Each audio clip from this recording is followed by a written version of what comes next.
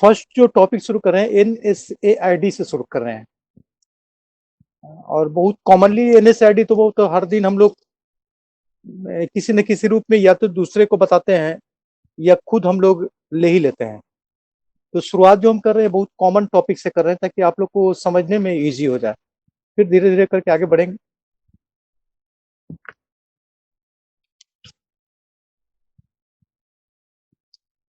अगर इसकी full form की बात करें, नॉन स्टेरॉयडल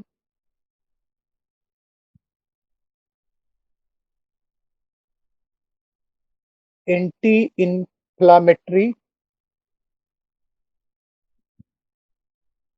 ड्रग, ये इसका फुल फॉर्म हो गया। एन से नन, एस से स्टेरॉइड, ए से एंटी इन्फ्लामेटरी, ए से एंटी, माफ कीजिएगा, आई से इन्फ्लामेटरी एंड डी से ड्रग्स। तो non steroidal anti inflammatory drugs पर हम लोग बात कर रहे हैं। थोड़ा सा स्टेरॉयडल एंड नन स्टेरॉयडल पर बात कर लेते हैं, थोड़ा सा इन्फ्लामेशन पर बात करते हैं, तो फिर ड्रग पे आ जाएंगे।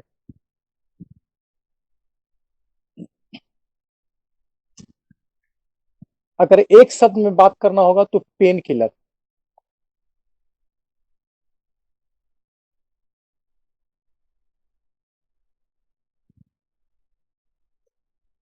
Single word if you are use for anti inflammatory drugs तो that word is painkiller drugs. तो हम लोग जो बात कर रहे हैं अभी पेन किलर ड्रग्स पर ही बात कर रहे हैं। ये एक्चुअली में दो तरह का होता है, स्टेरॉयडल और नन स्टेरॉयडल।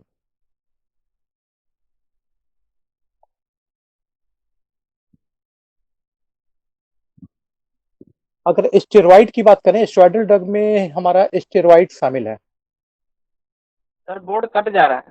अच्छा, कहाँ से? एक मिनट, हम कैमरा सेट कर रहे हैं, आप बताइएगा। अब ठीक है? सर थोड़ा ठीक है सर। ठीक है।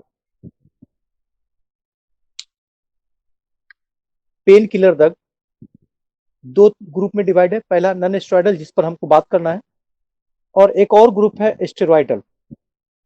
ये दोनों ड्रग्स स्टेरॉइड के आधार पर, जिसमें स्टेरॉइड नहीं है नन स्टेरॉयडल, जिसमें स्टेरॉइड शामिल है steroidal.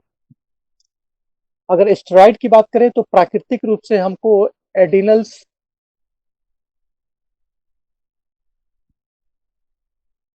Gland, gonadotropic hormone,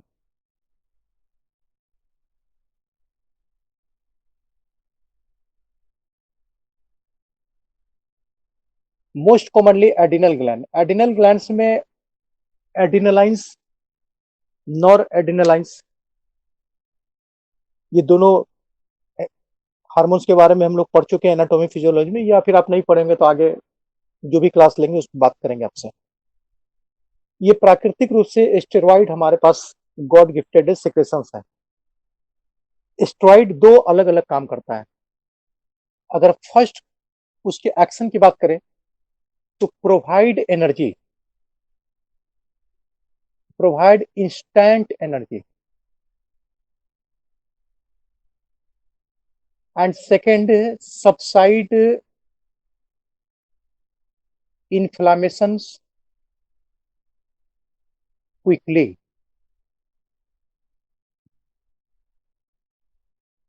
steroid दो डिफरेंट वर्क हमारे शरीर में कर रहा है। एक बोलता है provide instant energy, provide instant energy की अभी का अभी हमको ऊर्जा की जरूरत है और विदाउट टाइम लैप्स, तो ये स्टेरॉइड वहां पे वर्क करेगा।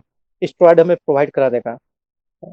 आप बैठे हुए हैं, अगर कोई एब्यूजिंग वर्ड इस्तेमाल हम कर देते हैं, या कोई आपसी बैचमेट आप लोग को कोई एब्यूजिंग वर्ड, गंदा शब्द इस्तेमाल कर देते हैं, तो तुरंत आप गुस्सा हो जाते हैं, गुस्सा हो जाते हैं, इवन मारने पर या झगड़ा करने पर उतारू हो जाते हैं। ये तुरंत इसलिए हो जाता है ना कि तुरंत हमारे जैसे ही शब्द को सुनते हैं एडिनल का सिक्रेशन बढ़ता है और वो स्टेरॉइडल्स एडेनलाइंस या नॉर एडेनलाइंस का सिक्रेशन बढ़ा देता है, और ये इंस्टेंट एनर्जी देता है उस घटना से हमको निपटने के लिए। लेकिन जितना तेजी देगा उतना तेजी से वो खत्म हो जाएगा। गुस्सा ज्यादा देर ठहरने वाला नहीं है। आप तुरंत में झगड़ा कर लिए तो फिर ठीक है, नहीं तो फिर वो खत्म हो गए, फिर झगड़ा आप कर नहीं सकते हैं। Second, subside inflammations. अगर इन्फ्लामेशन की बात करें तो ये तो पैथोलॉजी का टॉपिक्स हो जाता है। इसका मतलब हमें 5 चीज होता है: कैलोर, डॉलर, रवर, ट्यूमर एंड फंक्सियालेसा। ये 5 कॉम्बिनेशन हमारे शरीर में जो चेंज हो रहा है, इसी को हम लोग इन्फ्लामेशन के नाम से जानते हैं। कैलोर का मतलब होता है कैलोरी, हीट। डॉलर का मतलब होता है पेन। रबर का मतलब होता है रेडनेस। ट्यूमर का मतलब होता है स्वेलिंग। एंड फंक्सिया का लेसा का मतलब है टेम्पोररी लॉस ऑफ फंक्शन। ये पांचों कंबाइंड रूप से हमारे शरीर में कहीं पर डेवलप करता है ना, उसको हम लोग इन्फ्लामेशन बोलते हैं। तो स्टेरॉइड उसको इन्फ्लामेशन को बड़ी तेजी से रिलीज कर देता है। ये एडिनल्स ये सब काम कर लेता है। हाइपोथैलेमस, बहुत सारे ऑर्गन्स हैं जो स्टेरॉइड को सिक्रेशन को स्टिमुलेट करते हैं या फिर सिक्रेशन को कैटलिस्ट के रूप में बढ़ा देते हैं, घटा देते हैं, ऐसा चलता रहता है। लेकिन यही स्टेरॉइड को हम आउटरली ले लेते हैं, बाहर से ले लेते हैं। ये जो गॉड ने बना रखा है वो तो ठीक है, नुकसान तो वो भी बहुत भारी करेगा। वो गुस्सा कर रहे हैं तो आप समझ रहे हैं कि कितना नुकसान आने वाले टाइम में होगा। ये स्टेरॉइड अगर आउटरली ड्रग्स के रूप में हम ले लेते हैं, ठीक है, तो जैसे ही ड्रग्स के रूप में लेंगे तो इन्फ्लामेशन को तो बड़ी तेजी से क्विकली खत्म कर देगा। इतना फास्ट असर करेगा मेडिसिन जिसका कोई जवाब नहीं है। मैं अभी दिया और शाम होते होते वो क्योर हो जाएगा। लेकिन इसके बाद जो नुकसान करेगा, ये नेक्स्ट जब पेन या इन्फ्लामेशन होगा तो जब भी देना होगा स्टेरॉइड से ही सुनेगा, दूसरा ड्रग्स इस पे नहीं काम करेगा। पहला। उस पर स्टेरॉइड सेवन करते हैं तो osteoporosis, degeneration of muscles, autoimmune change, कम से कम 50 बीमारी का लिस्ट है जो स्टेरॉइडल ड्रग्स आप ले रहे हैं या प्रोलॉन्ग टाइम ले रहे हैं, तो ये आपके शरीर में ये 50 कम से कम बीमारियों का लिस्ट जो है जो सामने आने वाला है। तो इतना डेंजरस है। तो जो भी अभी now a day pain killer इस्तेमाल किया जाता है तो वो नॉन स्टेरॉइडल ग्रुप का किया जाता है। नॉन स्टेरॉइडल का मतलब हम ऐसी दवा दे रहे हैं जिसमें स्टेरॉइड शामिल नहीं है। अगर स्टेरॉइड शामिल करके देंगे तो ठीक तो तुरंत होगा, लेकिन उसके बाद जो उसको साइड इफेक्ट या एडवर्स इफेक्ट के रूप में जो कॉम्प्लिकेशंस आएगा जिससे जिंदगी भर वो पार नहीं पाएगा। इसलिए स्टेरॉइड को जनरली जब भी इस्तेमाल करते हैं तो लाइफ सेविंग ड्रग के रूप में ही इसका इस्तेमाल किया जाता है। मतलब कि मरने के पहले जीवन बचाने के लिए अंतिम ड्रग्स हमने इस्तेमाल कर दिया। अब यहाँ से बच सका तो बच सका, नहीं बच सका तो हम क्या कर सकते हैं। तो steroid always life saving drugs. बहुत कॉमन नाम है: डेक्सोना, बेटनीसोलोन, प्रेडनिसोलोन,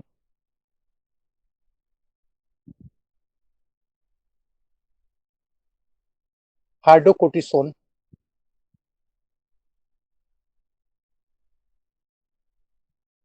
हेमीसक्सिनेट।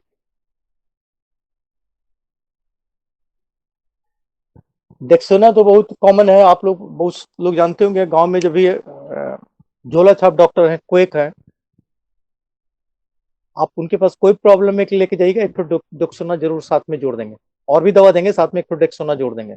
इसलिए उनको मालूम है कि डेक्सोना जैसे ही दे रहा है ना, जो पॉजिटिव फैक्टर इन्फ्लामेशन वो तेजी से खत्म होगा, प्रॉब्लम सब। Hello sir. हाँ हाँ, सुन रहे, बोलिए। सर थोड़ा साफ साफ लिखिए ना सर। नहीं दिख रहा है। नहीं सर, दिख रहा लेकिन अच्छा, साफ साफ नहीं दिख रहा। आगे आगे से ध्यान रखेंगे। ऊपर से पढ़ रहे हैं। ये डेक्सोना हो गया, बेटनिसोलोन हो गया, प्रेडनिसोलोन हो गया, हाइड्रोकोर्टिसोन, हेमीसक्सिनेट, ये सब स्टेरॉइडल ग्रुप का दवा है। डेक्सोना बेटनिसोलोन से बड़ी कॉमनली यूज किया जाता है झोला छाप डॉक्टर, जो कोएक डॉक्टर हैं, बहुत कॉमनली इसका इस्तेमाल करते हैं। जब भी कोई प्रॉब्लम लेके जाएंगे उसमें डेक्सोना साथ में जोड़ देंगे। तो Dexona is the steroidal anti inflammatory drugs. और हम जो टॉपिक्स अभी बात करेंगे इस स्टेरॉयडल ग्रुप को हटा के बात कर रहे हैं। Non steroidal anti inflammatory drugs, ये सब ग्रुप की कोई दवा पर हम चर्चा नहीं करेंगे। अकॉर्डिंग टू सिलेबस एनएसआईडी पर हमें बात करना है। और किस चीज में करता है? अभी तो बोले कि क्विकली एंटी इन्फ्लामेटरी इफेक्ट है, उसके बाद एनर्जी, इंस्टेंट एनर्जी की आवश्यकता है तुरंत, तो स्टेरॉयड वहां पर हमें हेल्प करेगा। कई बार जिम में भी जाते हैं तो जिम में बॉडी बिल्डिंग करना होता है, नहीं बन रहा, बॉडी नहीं बन रहा है, तो उसमें जो देते हैं, बोले दूध में मिलाकर ले लीजिएगा, प्रोटीन एक सही है, तो कई बार उसमें स्टेरॉयड भी शामिल करके दे देते हैं। स्टेरॉयड बहुत तेजी से प्रोटीन सिंथेसिस करेगा, तो बॉडी बहुत तेजी से बिल्डअप हो जाएगा, बहुत तेजी से बनेगा, लेकिन उतना ही जल्दी फिर डिजेनरेट कर जाएगा। You mean sir quick energy लाना है तो ये सब यूज कर सकते हैं? क्या बोलते हैं? क्विक एनर्जी लाना है बॉडी में तो ये सब यूज कर नहीं, सकते हैं? कभी कभी नहीं, कभी नहीं। अभी तो यही तो इतना बात हम क्या कहें, ये सब लाइफ सेविंग ड्रग है। ये तब हमको इस्तेमाल करना है जीवन और मौत के बीच में कोई डिस्टेंस नहीं रह गया, या मर नहीं वाला है तो उस समय स्टेरॉइड इस्तेमाल करना। अभी तो लास्ट वर्ड वही पर खत्म किया है। ये झोला छाप जो क्वेक है, जो इसके बारे में नहीं जानते हैं, वही इसको लिखते हैं तुरंत। कोई भी फिजिशियंस एमबीबीएस करके आया वो जल्दी लिखेंगे ही नहीं स्टेरॉइड। आप बोलेंगे तो बोलेंगे कि आप डॉक्टर खुद ही हो तो जाके इलाज कर लो, यहाँ से जाओ। इसका इस्तेमाल नहीं करना है, हम ये ना बोल रहे हैं। अब अस्थमा का अटैक आ गया जिसमें सांस रुक गई, तो क्या करेंगे? तो हाइड्रोकोर्टिसोन तब दे दीजिए, डेक्सोना का इंजेक्शन दे दीजिए, ताकि वो सुधार हो जाए। जान बचेगा तब ना वो जिंदा रहेगा, तो साइड इफेक्ट रहेगा, तो वहां पर इस्तेमाल कर सकते हैं। ट्यूबरक्लोसिस हो गया, ब्लीडिंग कंटिन्यू हो रहा है, इन्फ्लामेशन हो गई, सांस लेने में डिफिकल्टी है, डिजनिया बहुत सीवियर है, वहां पे दे सकते हैं। नॉर्मल नहीं देना है, देना ही, सोचना ही नहीं है, देना क्या, सोचने नहीं है इस पर। अब सीधे एनएसएआईडी पर बात कर लेते हैं, जो हमारा टॉपिक्स है।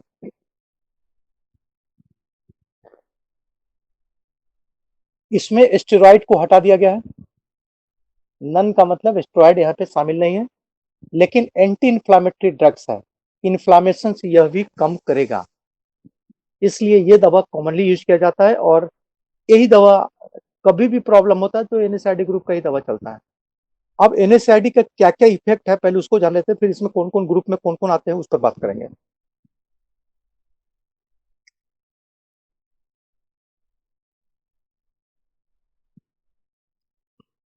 इफेक्ट्स की बात करें तो पहला तो बात इसका एनाल्जेसिया।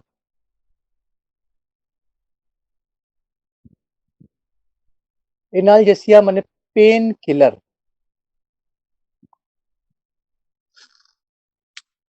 फर्स्ट इसका इफेक्ट एनएसआईडी का एनाल्जेसिया है, मतलब कि पेन के अगेंस्ट में वर्क करेगा, माइल्ड टू मॉडरेट पेन के अगेंस्ट में बहुत प्रॉपर वर्क करेगा, और पेन से रिलीफ होगा। जो इसका टाइम ड्यूरेशन है पोटेंशियल का, 6 घंटा काम करेगा, 8 घंटा काम करेगा, या 4 घंटा काम करेगा, तो जितना देर ये मेडिसिन काम करेगा उतना देर पेन से वो रिलीफ दे देगा। लेकिन माइल्ड टू मॉडरेट, अगर सीवियर पेन है तो थोड़ा सा ये बहुत फायदेमंद नहीं साबित होगा, लेकिन ऐसे माइल्ड टू मॉडरेट पेन के लिए बहुत कारगर है।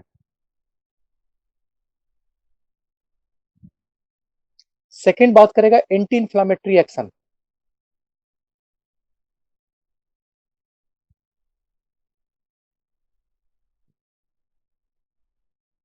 एंटी इन्फ्लामेटरी एक्शन का मतलब कि इन्फ्लामेशन के अगेंस्ट में वर्क करेगा। इन्फ्लामेशन क्या है तो अभी बात कर दिए थे, कैलर, dollar, Robert, tumour and functional ऐसा, ये पांचों शरीर में कहीं पर डेवलप करता है एक जगह, कॉल्ड इन्फ्लामेशन।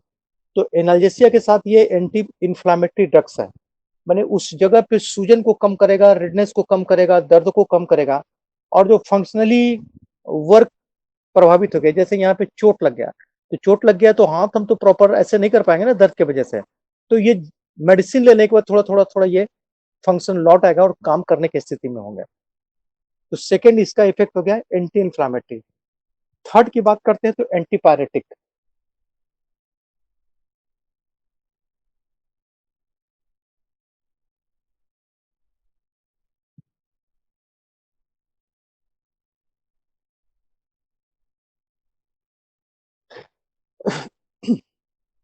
एंटीपायरेटिक मतलब कि अगेंस्ट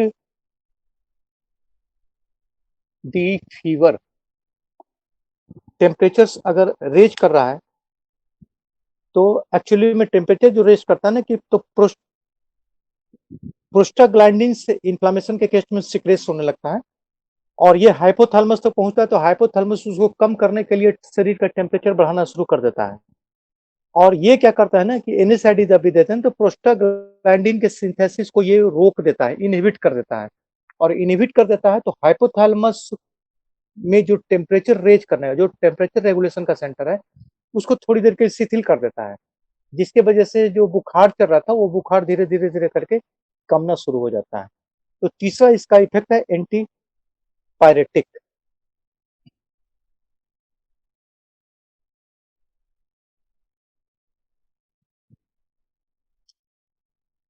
उसके बाद आता है प्लेटलेट फंक्शंस।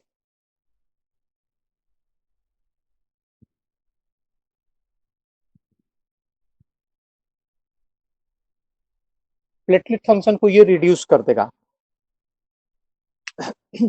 इसमें से कोगुलेशंस, ये ब्लड वेसल्स है, ये हमारा प्लेटलेट इसके अंदर है, तो प्लेटलेट्स एक जगह जमा होकर कोगुलेट करेगा जो थ्रोम्बोसिस बनाएगा। इसके अगेंस्ट में अगर एनएसआईडी ग्रुप का दवा आप दे रहे हैं तो कोगुलेशन अंदर वेसल्स में या फिर कहीं पर ब्लड क्लॉट करने की जो सिम्टम्स है, जो चांसेस है, उसको ये रिड्यूस कर देगा। खत्म कर देगा ये तो हम नहीं कर रहे हैं, लेकिन रिड्यूस कर देगा, उसकी चांसेस बहुत कम कर देगा।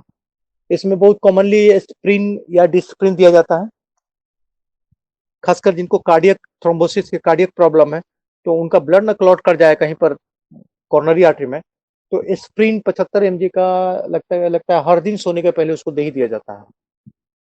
तो वर्स अगेंस्ट प्लेटलेट ऑक्लूजन, मैंने प्लेटलेट्स को एक जगह जमा होकर थ्रोम्बोसिस में कन्वर्ट करे, ये नहीं होने देगा।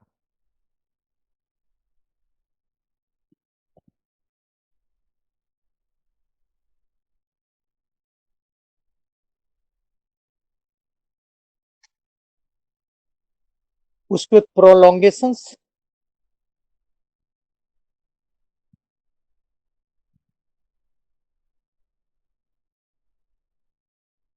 गैस्टेशंस एंड लेबर।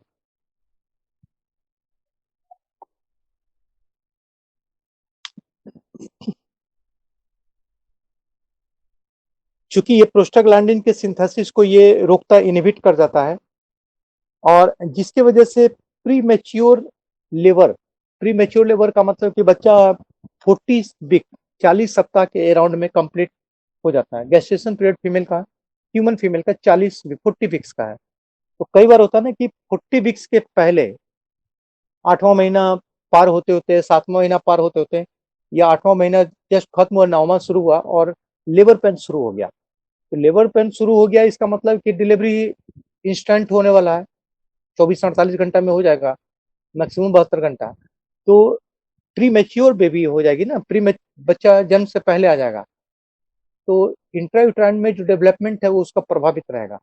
तो उसको रोकने के लिए एनएसआईडी ग्रुप का मेडिसिन उस समय बहुत कारगर है और गैस्ट्रेशन को प्रोलॉन्ग कर देता है। गैस्ट्रेशन का मतलब कि जो प्रेगनेंसी का पीरियड है उसको उस समय बढ़ा देता है, 2 सप्ताह, 3 सप्ताह, 4 सप्ताह बढ़ा दिया, तो नॉर्मल उसका बच्चे का जो गैस्ट्रेशन का लाइफ स्पेन है वो पूरा हो गया, उसके बाद वो डिलीवरी हुआ जा सकता है। तो लेबर प्रिवेंट लेबर, लेबर को होने से ये रोकता है। और प्रोलॉन्ग गैस्ट्रेशन मतलब कि गैस्ट्रेशन पीरियड को ये लंबा कर देता है।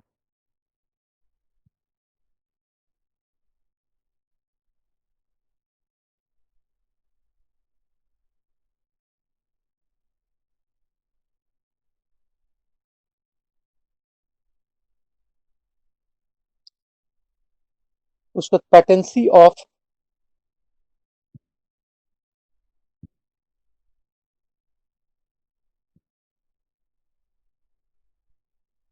डक्टस आर्टरियोसस,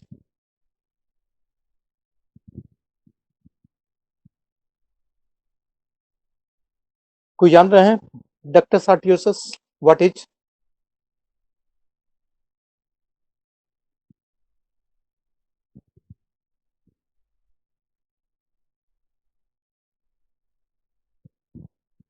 डक्टस आर्टियोसस को जान रहे हैं? हाँ या ना में बात कीजिए। नहीं जानते हैं सर, बताइए। अच्छा, ये मान लेते हैं कि हार्ट है।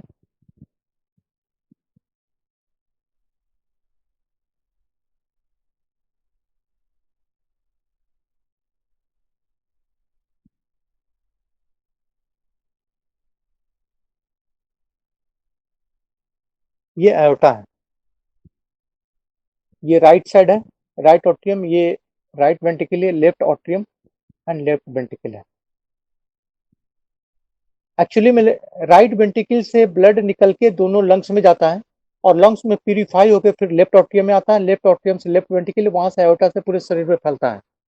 लेकिन जब इंट्रायूट्राइन लाइफ, जब बच्चा पेट में होता है ना, तो लंग्स दोनों कोलैप्स स्टेज में ऐसे करके सिकुड़ा हुआ होता है, तो लंग्स काम नहीं करता है। जीभ बच्चे का तालू से, फिटस का जीभ जो है ना ऊपर तालू पैलेट से चिपका होता है, तो ब्लड इधर से तो आएगा और इधर आने के बाद ये रुक जाएगा, तो आखिर लेफ्ट वेंट्रिकल में आएगा, तब तो एओर्टा से उसके बॉडी में सर्कुलेट करेगा। ये तो 10th में पढ़ाई होती है सर्कुलेशन के बारे में। तो गॉड गिफ्टेड है कि यहाँ पे इस एओर्टा और ये पल्मोनरी आर्टरी दोनों से एक जोड़ता हुआ नली होता है, जिसको हम लोग डक्टस, इसी नली को हम लोग डक्टस आर्टियोसस के नाम से जानते हैं। कि ब्लड इसमें आएगा और यहाँ से सीधे एओर्टा में चला जाएगा और एओर्टा से भी ये सर्कुलेशन में आ जाएगा। लेकिन जैसे ही बच्चा जन्म लेता है, जन्म लेने के साथ वो रोता है, और जैसे ही रोएगा बस वो जीभ और तालू से रिलेशन जो होता है ना वो टूट जाता है, उसका लंग्स जो कोलैप्स स्टेज में खुल जाता है और लंग्स काम करना शुरू कर देता है। तो फिर से सर्कुलेशन ऐसे करके ये जैसे नॉर्मल सर्कुलेशन से वो उस ढंग से कंप्लीट हो जाता है। उस समय पेटेंट डक्टस आर्टरियोसस को क्लोज हो जाना चाहिए। तो कई बार सुनते हैं कि बच्चा के दिल में छेद है, तो दिल में छेद है का मतलब कि ये पेटेंट डक्टस आर्टरियोसस जन्म के बाद भी बना रह गया, अदरवाइज जन्म लेते ही ये ऐसे करके बंद हो जाता है। तो ये पेटेंट्स डक्टस आर्टियोसस अगर रह गया, ये खुला हुआ रह गया, बंद होने की जगह खुला हुआ रह गया, तो आप ऐसे बच्चे को लो डोज में एनएसआईडी ग्रुप दे रहे हैं। तो एनएसआईडी हो सकता है कि बिना सर्जरी का इस रास्ते को धीरे धीरे धीरे धीरे करके यहाँ पे क्लोज कर दें। तो एक अल्टरनेटिव मेथड कि सर्जरी करने से पहले एक अल्टरनेटिव मेथड यह भी देख लिया जाता है कि कहीं एनएसआईडी दे रहे हैं और ये नली भर गया तो सर्जरी की आवश्यकता नहीं पड़ेगी।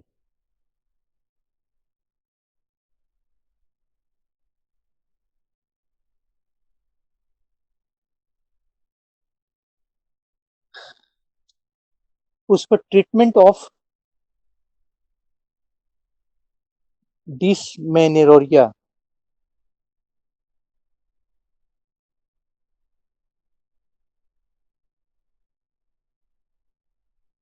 डिसमेनोरिया का मतलब होता है कि मेंस्ट्रुअल साइकिल्स का वेरी पेनफुल हो जाना, that is that what is called dysmenorrhea, जरूर से ज्यादा पेनफुल हो जाना। तो इस सिचुएशन से अगर निकलना है बाहर, तो वहां पर एनएसआईडी स्टेरॉइडल ड्रग देने के बजाय एनएसआईडी ग्रुप का दवा कारगर होगा।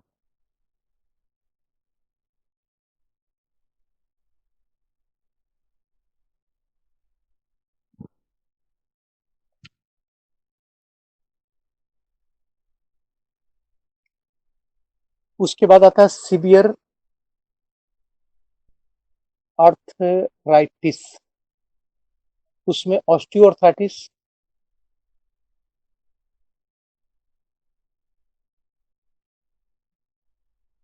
रूमाटॉइड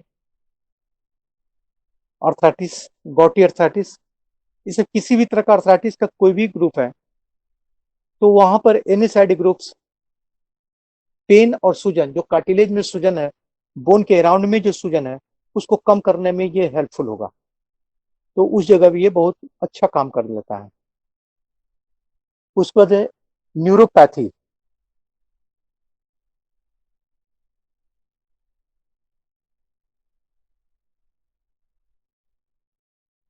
neuropathic change,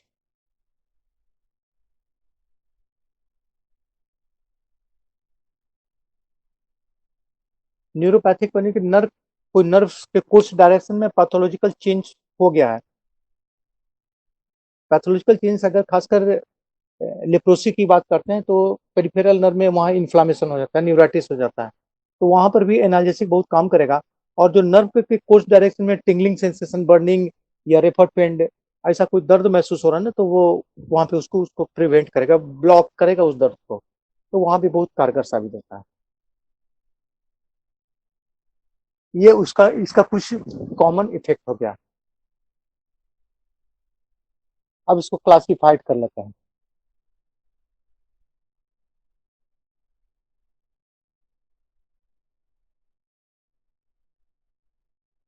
classification of NSAID। इसके कितने ग्रुप में डिवाइड किए हैं इसको जान लेते हैं। क्योंकि कहने के NSAID तो NSAID में कई ग्रुप, डाइक्लोफेनिक है, ऐसे एक एक्लोफेनिक है, एस्प्रिन है, पैरासीटामोल से कई ऐसे ग्रुप के दवा दी जाती है और सब कंबाइंडली स्टेरॉयडल फ्री है, तो इस सब का सब एक ही ग्रुप में डाल दिया गया है NSAID। लेकिन अभी जो डिवीजन है NSAID में कौन कौन ग्रुप का दवा है उसके बारे में हम थोड़ा बात कर रहे हैं। पहला है पैरासीटामोल।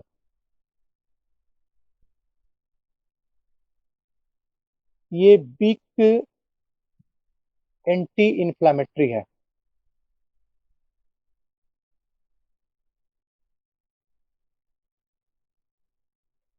वीक एंटी इंफ्लेमेटरी का मतलब कि दर्द में उतना ज्यादा या सूजन घटाने में उतना ज्यादा कम नहीं करेगा, लेकिन पायरेटिक ड्रग्स है, बुखार चढ़ गया, फीवर चढ़ा हुआ है, तो वहां पे यह काम करेगा। तो पैरासीटामोल से भी NSAID ग्रुप का ही दवा है। पैरासीटामोल बुखार कम करने के लिए जितने दवा देते हैं, क्रोसिन है, कालपोल्स है, मेटासिन्स है, सब का सब पैरासीटामोल ग्रुप का है। और पैरासीटामोल हमारा NSAID ग्रुप का लो एंटी इंफ्लेमेटरी या वीक एंटी इंफ्लेमेटरी ड्रग्स के अंदर में आता है।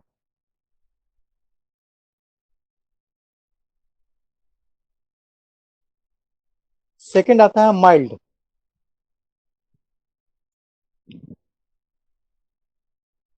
Mild to moderate anti inflammatory drugs, ये दूसरा ग्रुप हो गया पैरासीटामोल छोड़ के। इसमें सबसे कॉमनली जो यूज किया जाता है, बहुत कॉमनली यूज किया जाता है, ये आपका फेनब्रोफेन या केटोप्रोफेन,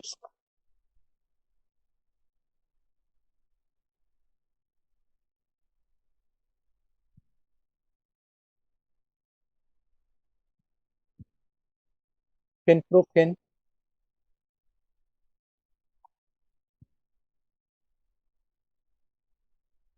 ये बहुत कॉमनली यूज किया जाता है। और ये सब जितने भी इस ग्रुप में दवा है ना, वो सबका सब प्रोपायोनिक एसिड डेरिवेटिव ग्रुप का दवा है, सबका सब प्रोपायोनिक एसिड का बना हुआ है।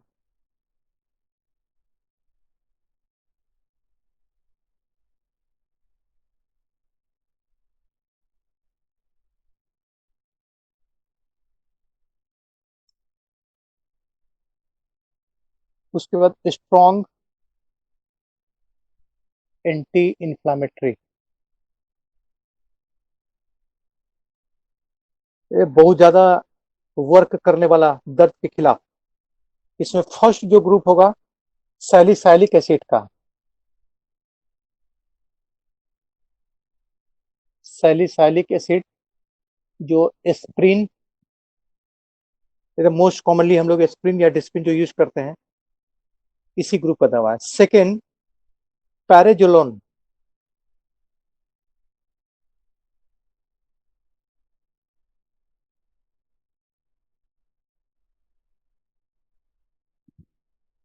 सेकेंड पैराजोलोन ग्रुप का दवा है ये एजाप्रोपाजोन।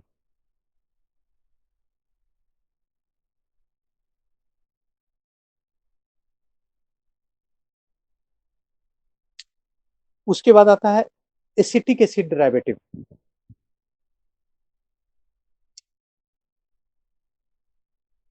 एसिटिक एसिड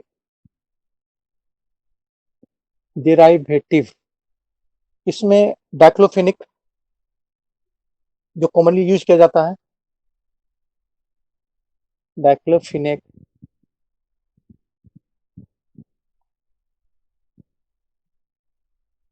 उसके बाद इंडोमेथासिन्स,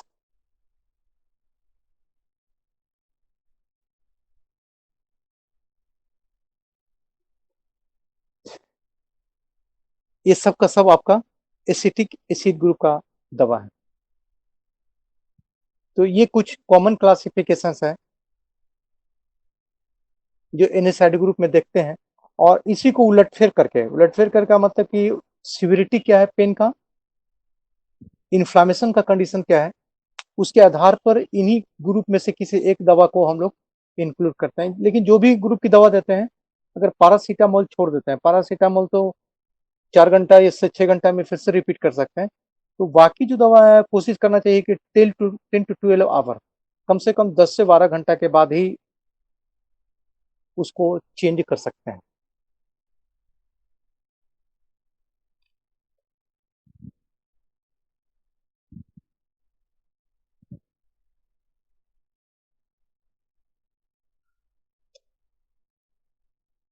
अब सबसे पहले पैरासीटामोल जो लो या हमारा वीक एंटी इंफ्लेमेटरी था, उसके बारे में बात करते हैं।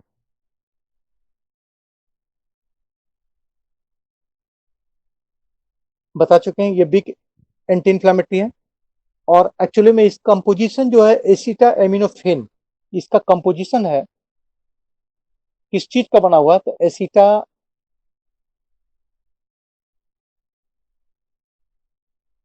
मिनोफेन।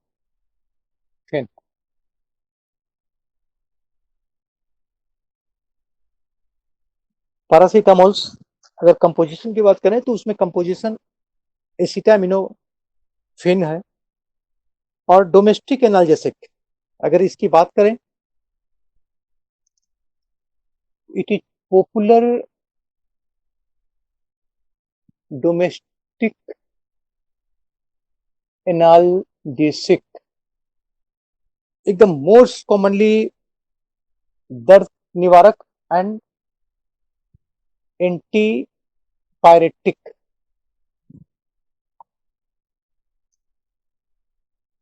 बुखार लग गया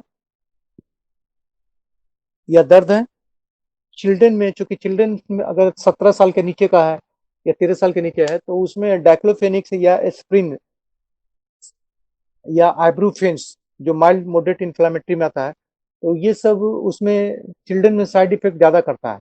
तो बेटर होता है ना कि पैरासीटामोल से वहां लो साइड इफेक्ट वाला मेडिसिन दे देते हैं। या फिर 60 एबव, 60 साल के ऊपर का अगर पर्सन है, तो वह भी हाई पावर का एंटी इंफ्लेमेटरी ड्रग्स टॉलरेट नहीं कर सकता है, तो वहां पर एंटी इंफ्लेमेटरी के रूप में इसको हम पैरासीटामोल को इस्तेमाल कर सकते हैं। और मोस्ट कॉमनली डोमेस्टिक, हल्का भी दर्द हुआ, आदमी बाहर गया, मेटासिन ले लिया, क्रोसिन ले लिया, कालपुल ले लिया, ऐसा करके वो लेता रहता है। कैसे काम करता है इसका मोड ऑफ एक्शन,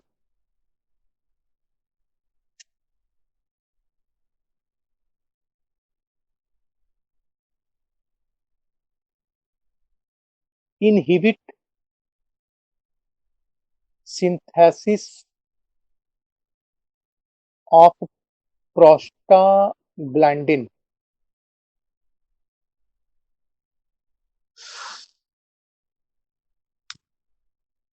एकदम से क्लियर है, कंसेप्ट क्लियर है। पैरासीटामोल आप दे रहे हैं तो 30 से 40 मिनट के अंदर प्रोस्टाग्लैंडिन का सिंथेसिस ब्रेन सेल्स में कम कर देगा।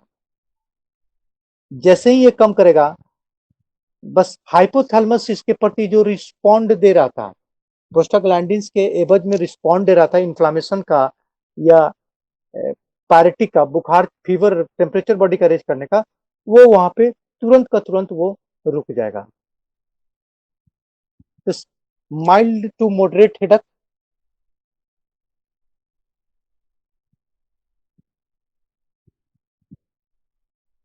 हेडक, बॉडी एक, देह हाथ में दर्द है, या डिस्मेनोरिया,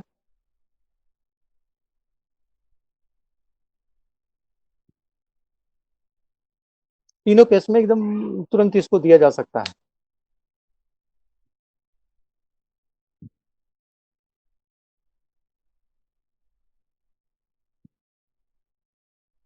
थोड़ा फार्माकोकाइनेटिक्स पर बात कर लेते हैं।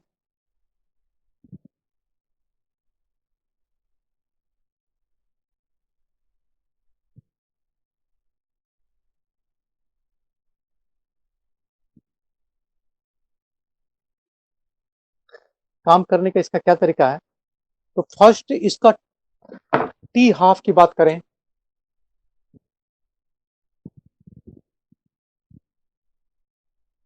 To our. टी हाफ जान रहे हैं? कोई भी एक बोलिए। नहीं सर। जान रहे हैं ना? नहीं नहीं नहीं? नहीं सर। अच्छा, ओके, कोई बात नहीं। जैसे ये मेडिसिन है, ठीक है, 500 mg का है।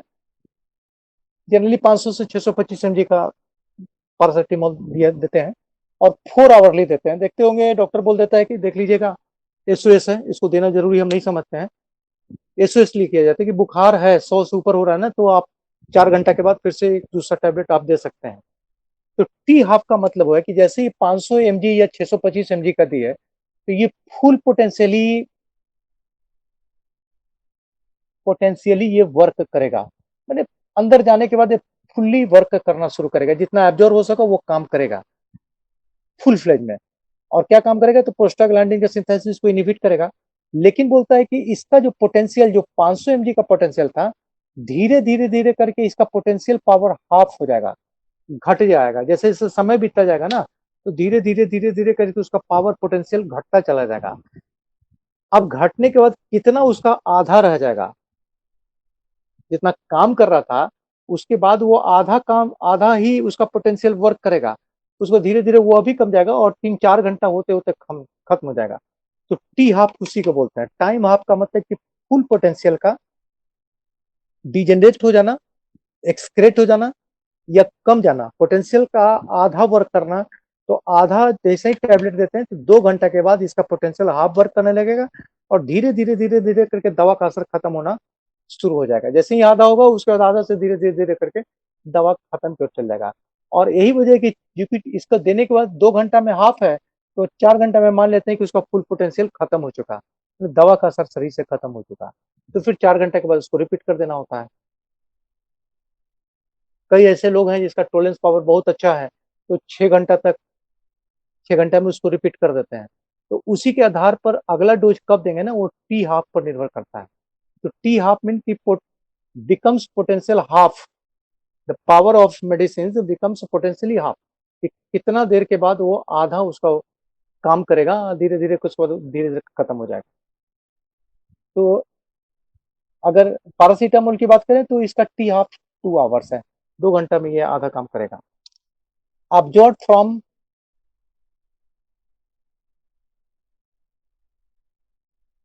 GIT, it means elementary kanal.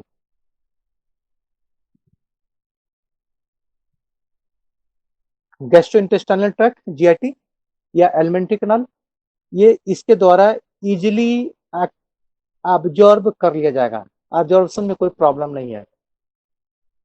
And inactivated in liver, आप दवा लेते जाएंगे वो वर्क करेगा, लेकिन लीवर इसको धीरे धीरे धीरे इस दवा के टॉक्सिसिटी या इसके इफेक्ट को इनएक्टिवेट करता हुआ चला जाएगा। मतलब कि एब्जॉर्प्शन जीआईटी करेगा और उसको खत्म करने का प्रोसेस लीवर सेल्स करेगा।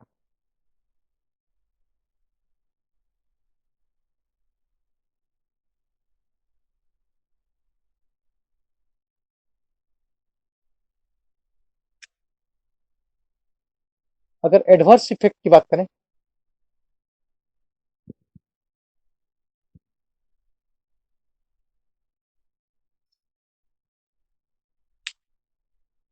तो एडवर्स इफेक्ट क्योंकि ये बता रहे हैं कि बच्चों में दिया जाता है और एडवांस एज 60+ में, मैंने जेरिएट्रिक्स में दे रहा है, तो दोनों की टॉलरेंस पावर बहुत कम होता है, बच्चे के भी और एडल्ट का भी। तो स्वाभाविक है कि उन दोनों को वही दवा दिया जा सकता है जिसमें का साइड इफेक्ट कम हो। तो अगर पैरासीटामोल की बात करते हैं तो पैरासीटामोल का साइड इफेक्ट वेरी फ्यू या एडवर्स इफेक्ट वेरी फ्यू, मैंने एकदम से नहीं के बराबर ये असर इसका साइड इफेक्ट है। लेकिन क्या करेगा अगर असर कर गया, साइड इफेक्ट उसका हो गया, तो ज्यादा कुछ नहीं, स्किन रैशेस। स्किन रैशेस का मतलब होता है कि जुलपित्ती, जिसको साधारण ग्रामीण बोलचाल भाषा में बोलते हैं जुलपित्ती हो गया।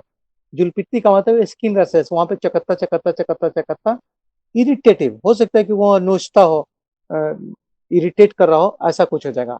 Second, allergic reaction. Allergic reaction,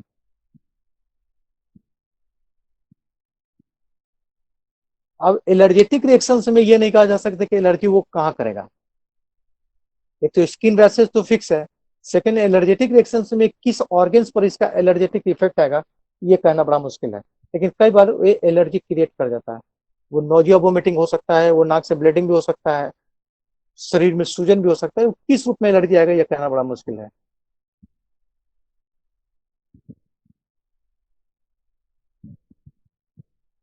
अगर प्रोलॉन्ग टाइम से इसका इस्तेमाल किया जा रहा है, बड़ी लंबा समय तक इसको यूज किया जा रहा है, तो ऐसे कंडीशंस में प्री डिस्पोज टू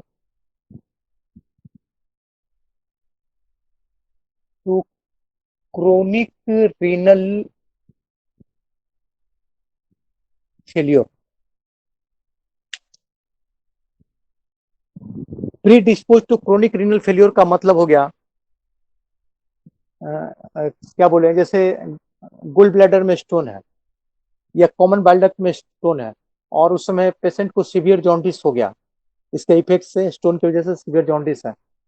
तो सीवियर जॉन्डिस है तो बहुत इंफ्लामेटरी स्टेज है, तो वहां पे सर्जिकल प्रोसीड्योर नहीं करते हैं, तब तक नहीं करते हैं जब तक कि इन्फ्लामेशन थोड़ा सबसाइड नहीं कर जाए, जॉन्डिस का लेवल थोड़ा घट नहीं जाए। अल्ट्रासाउंड करा करा के बीच में देख लेते हैं।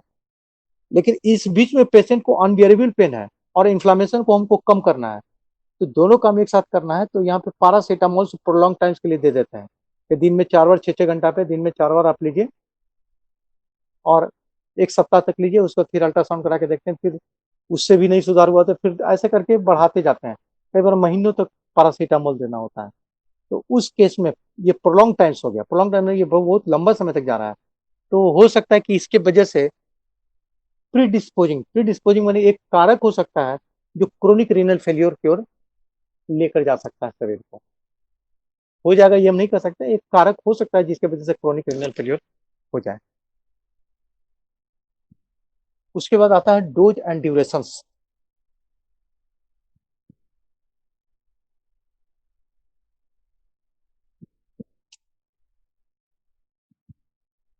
डोज एंड ड्यूरेशन कितना देंगे, तो वेस्ट ओरल डोज ही होता है, ओरल डोज ही पारासीटामोल को दिया जाता है। इसको पेरेंटल रूट्स, पेरेंटल रूट्स का मतलब कि इंट्रामस्कुलर या इंट्रावेनल नहीं देते हैं। 0.5 to 1 ग्राम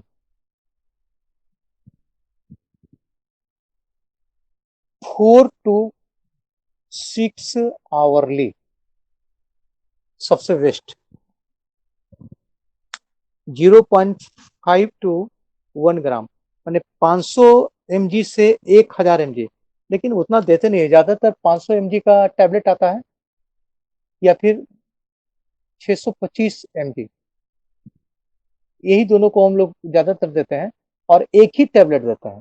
लेकिन एस्प्रिन डिस्प्रिन की बात करें तो एस्प्रिन डिस्प्रिन 500 mg का 2 दे देते हैं, तो दे देते हैं मतलब 1000 ग्राम, 1000 ग्राम मतलब 1000 मिलीग्राम, इसका मतलब 1 ग्राम।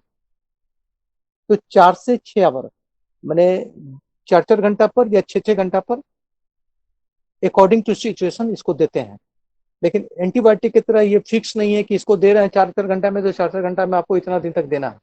ये जब भी पैरासीटामोल चलता है हमारा या एनएसआईडी का कोई भी दवा, तो उसको SOS दिया ने आज आज पर डिमांड, अगर जरूरत है तो लीजिए, अदरवाइज उसको नहीं लीजिए।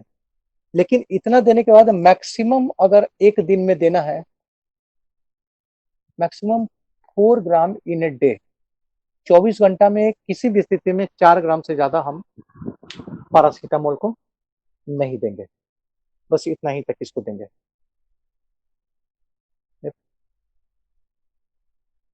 1 ग्राम दे रहे हैं तो 1 ग्राम दे रहे हैं तो 4 बार 6 घंटा में दे दिए, 4 घंटे में वो 2 ग्राम तक 4 ग्राम तक पहुंचे, उसके बाद आगे नहीं बढ़ना। अब 2 मिनट का हमको रेस्ट दीजिए, फिर इतना पहले लिखा देते हैं, फिर टाइम बचता है तो दूसरा NSAID का दूसरा ग्रुप में जाएंगे हम।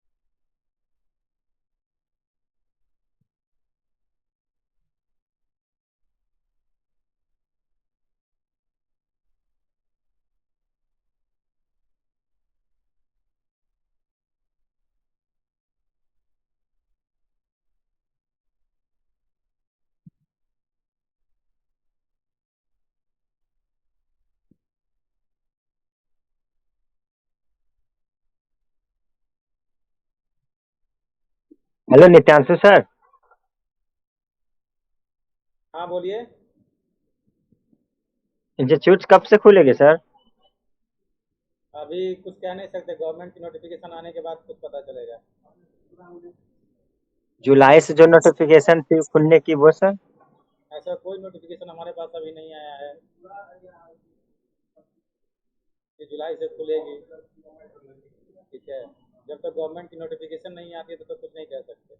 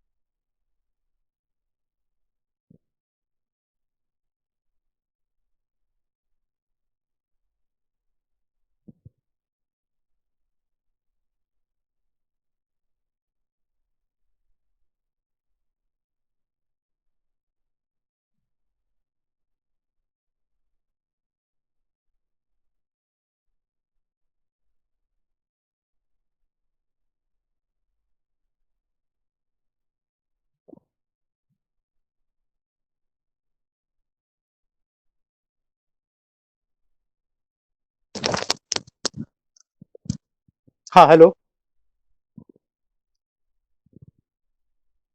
इसको लिखिए थोड़ा सा, उसको समय बचता है तो और लिखा देते हैं, बताएंगे।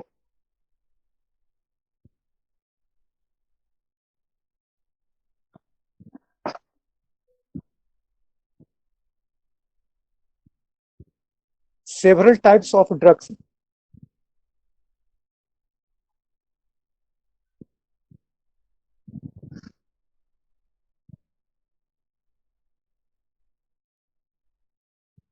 Several types of drug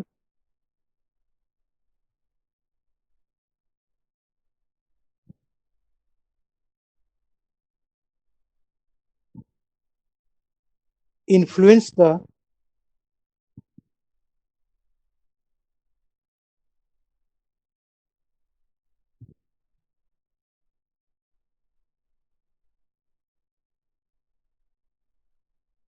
inflammatory process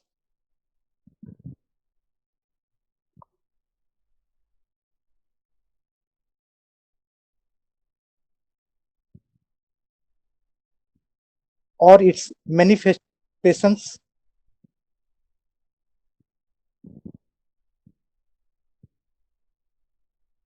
or its manifestations. Sir फिर से रिपीट कीजिए तो। Several types of drugs influence the inflammatory process हाँ आगे। or its manifestations and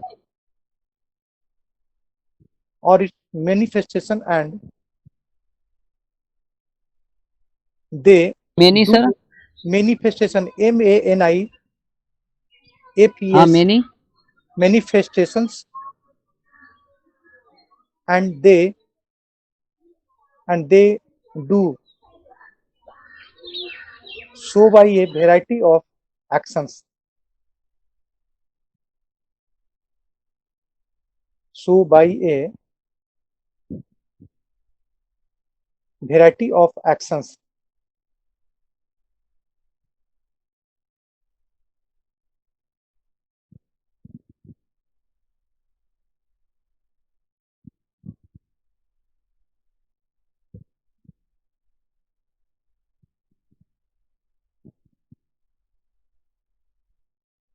अब हेडिंग देना है effects of NSAID. Effects of NSAID.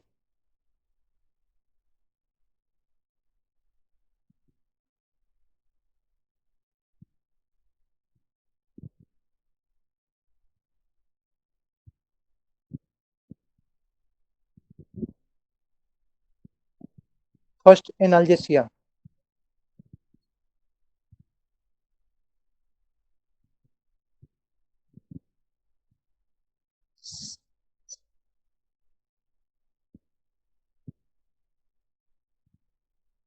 देखें NSAID are effective against क्या बोले सर? NSA एनाल्जेसिया में डैश देखें अच्छा, NSAIDs are effective against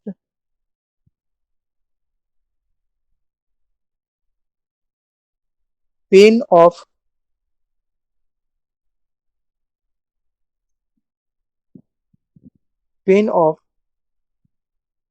mild to moderate intensity.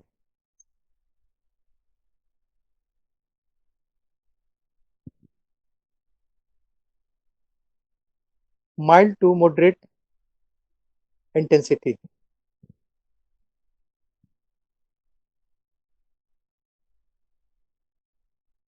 Their maximum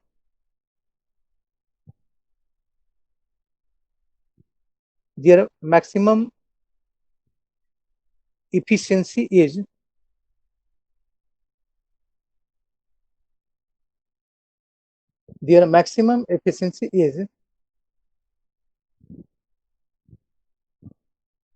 much lower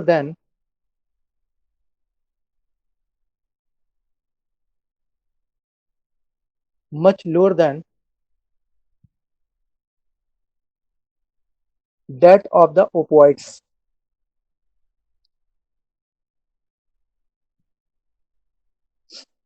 That of the opioids. that of That of the opioids. OPIOIDs. Opioids.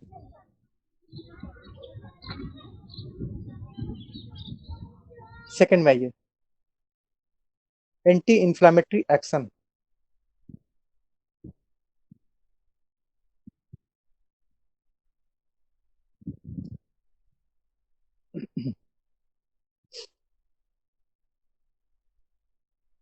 This is useful in several conditions.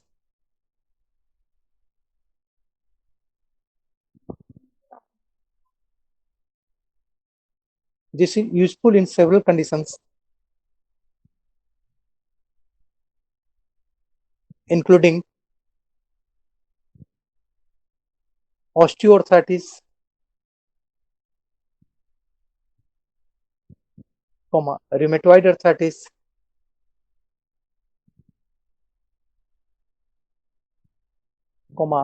musculoskeletal, osteoarthritis के बाद sir? rheumatoid, RHEUMATOID, rheumatoid arthritis, फिर से बोलिए तो sir. RHEUMATOID, MATOID। हाँ आगे बोलिए। Rheumatoid arthritis. Next है, कॉमा देखें, मस्कुलोस्केलेटल डिसऑर्डर्स, मस्कुलोस्केलेटल डिसऑर्डर्स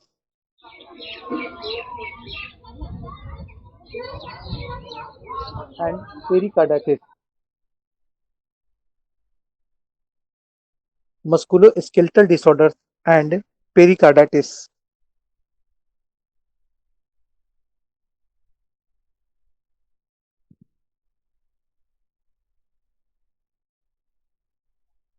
तीसरा में antipyretic action.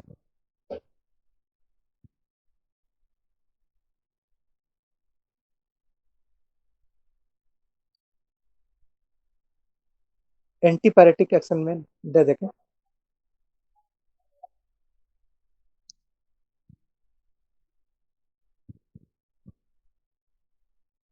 it works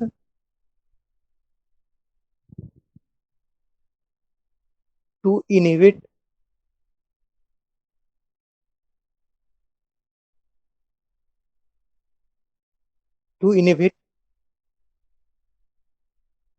prostaglandin synthesis,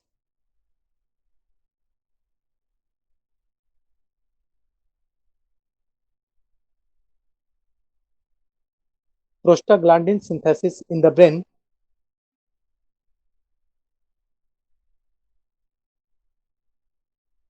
resulting पोस्टोस्टोग्ली क्या बोले सर? prostaglandin PROSTAGLANDIN हाँ synthesis in the brain, resulting lowering the temperature, resulting के बाद sir resulting lowering the temperature, lowering lowering the temperature। Temperature. हाँ,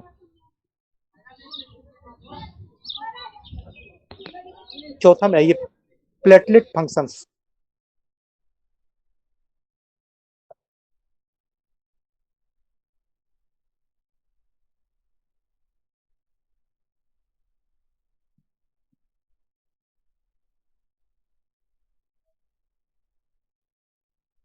देखें,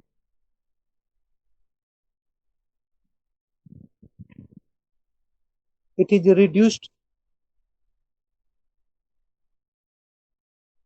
because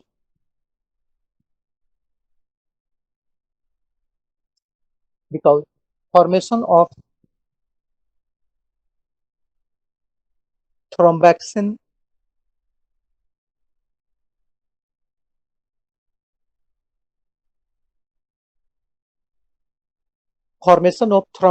is prevented.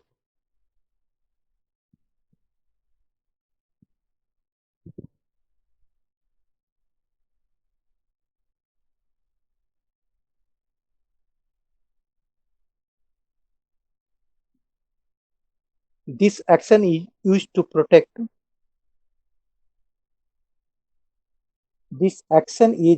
to protect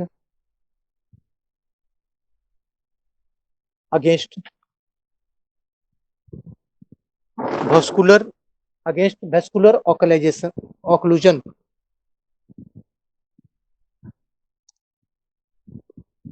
against vascular occlusion।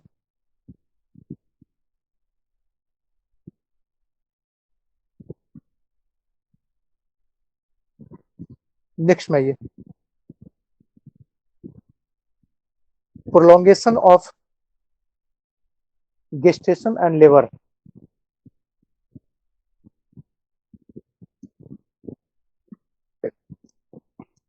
पांचवा point है sir. हाँ, पांचवा point, prolongation क्या बोले of sir?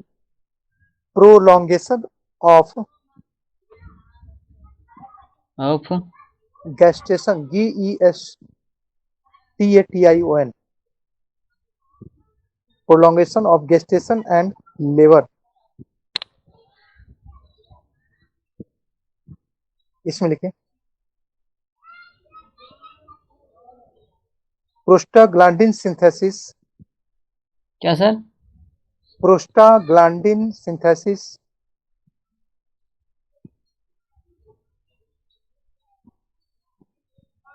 synthesis by the uterus, By the uterus, uterus increases substantially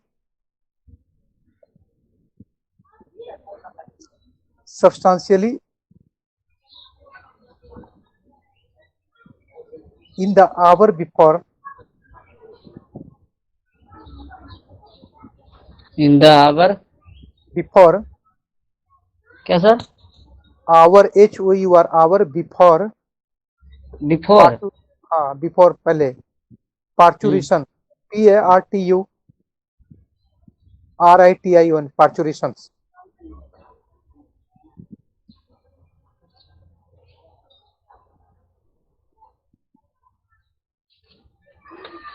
So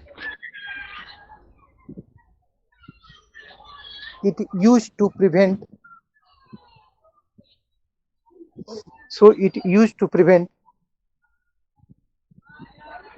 Prevent premature labor. Prevent premature labor.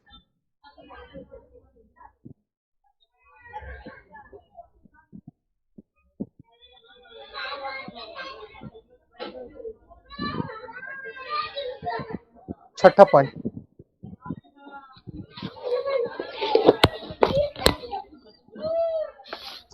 patency of the potency. patency of the ductus क्या sir? ductus DUCTUS ductus Ductus arteriosus ARTERIOSUS ductus arteriosus. देखें, it is maintained by prostaglandin.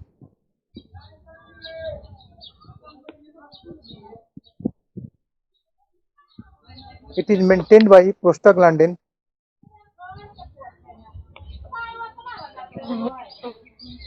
and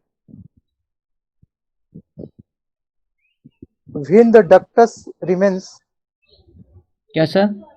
and when Vein WHN when the ductus remains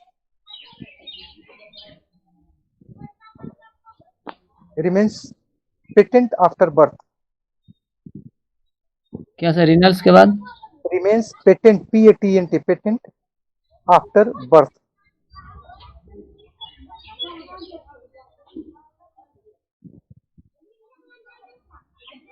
An attempt may be made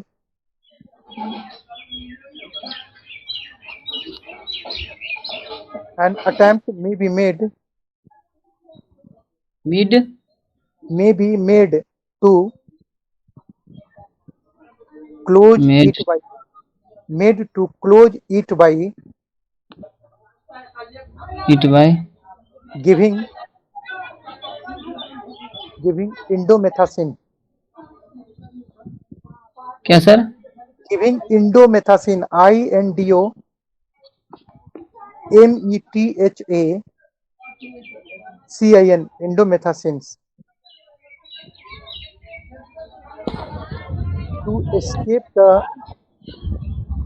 to escape escape the alternative of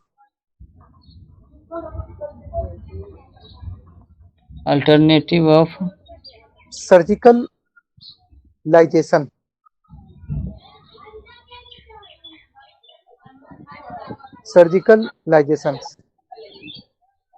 Yes sir. छठा में आइए, 7th में। हाँ, treatment of primary dysmenorrhea.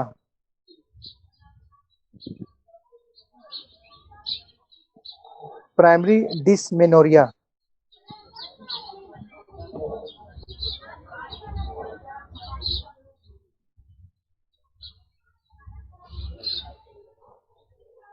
इसमें लिखे, primary dysmenorrhea is associated with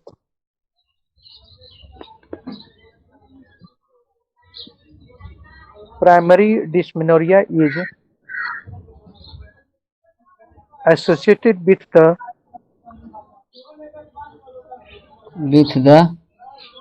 production of large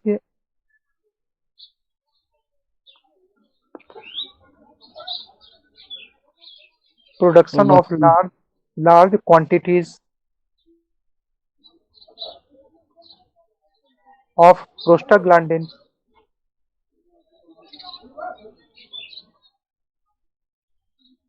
in the uterus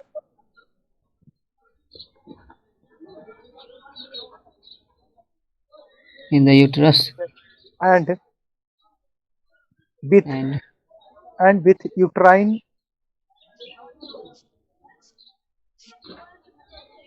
hypercontractility. Hypercontractility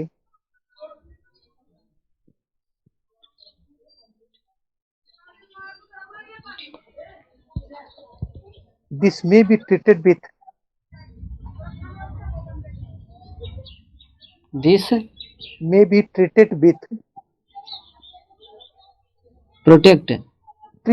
treatment से treated with NSAID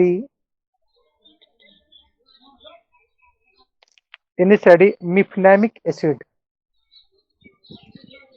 NSAID mefenamic MEFENAMIC mefenamic acid.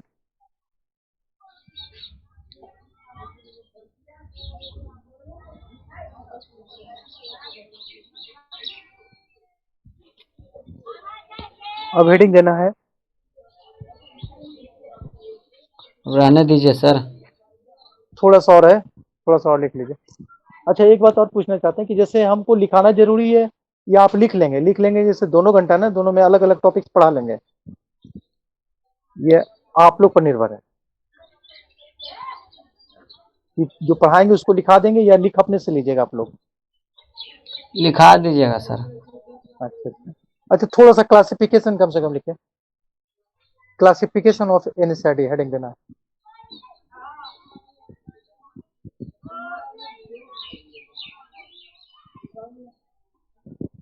Classification of NSAID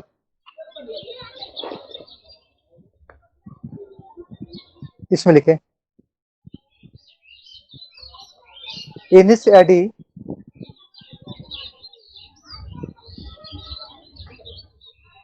are important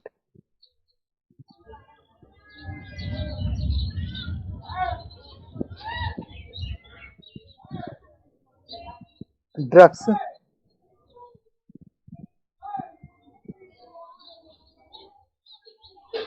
for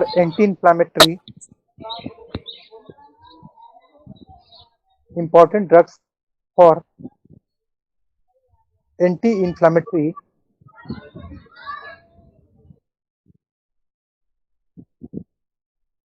and is divided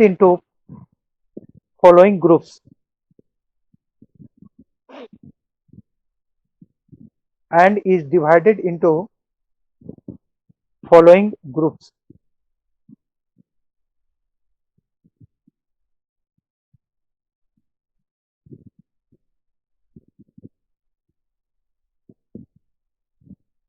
पहला, weak anti-inflammatory effect। क्या सर? पहला weak, WEAK, weak anti-inflammatory effect।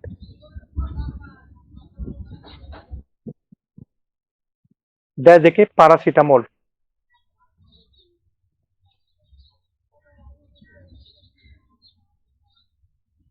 दूसरा mild to moderate anti inflammatory effect.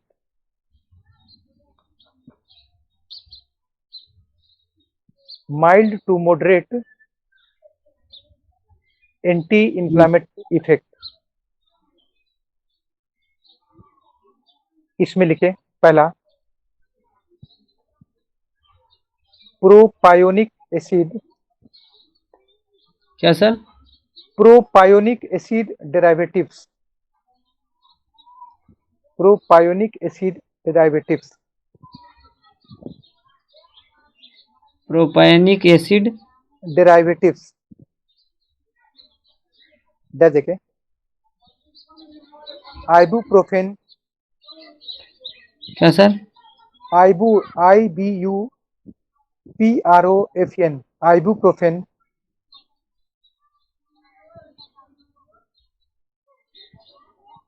फेनोप्रोफेन, फेनोप्रोफेन,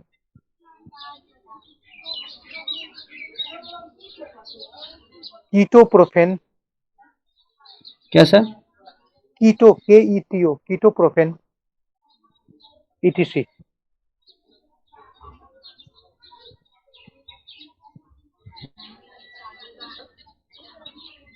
mild to moderate में दूसरा ही है fenamic acid derivative, fenamic FENAMIC, fenamic acid derivative,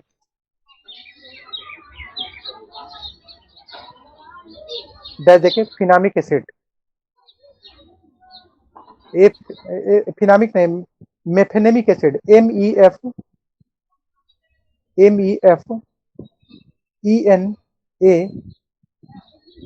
MEFENAMIC, मिफनेमिक acid.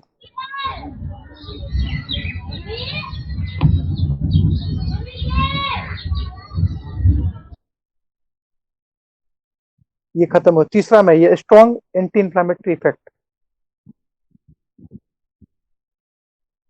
Strong anti inflammatory effect,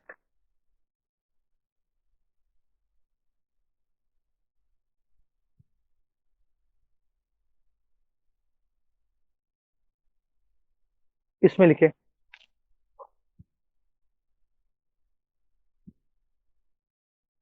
पहला salicylic acid derivative,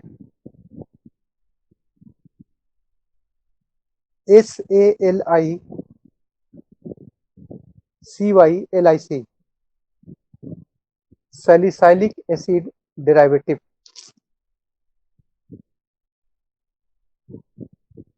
इसमें डायजेक aspirin,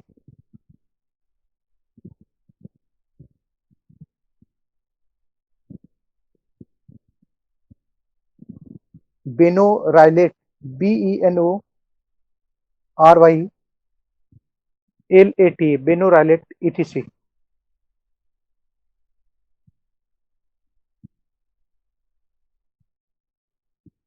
दूसरा में पैराजोलोन derivative,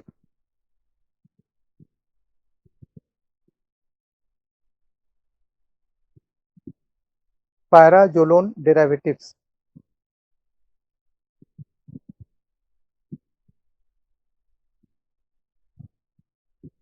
इसमें एजाप्रोपाजोन, AZAPROPAZONE,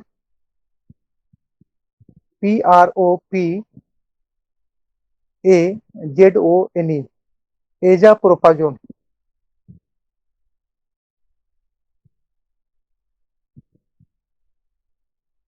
कॉमा फिनाइल ब्यूटाजोन,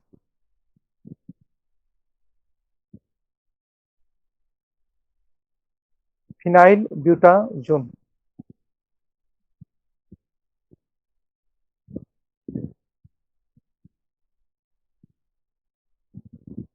इसका तीसरा में ये एसिटिक एसिड डेरिवेटिव,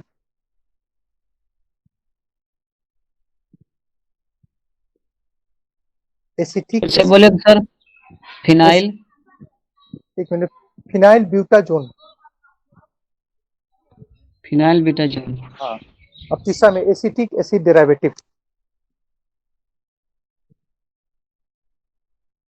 इसमें डायजेक डिक्लोफिनेक,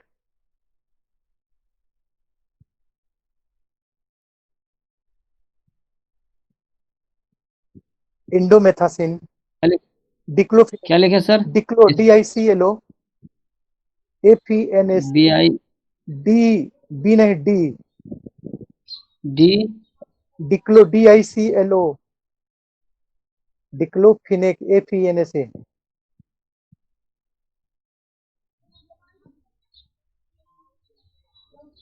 इंडोमेथासिन,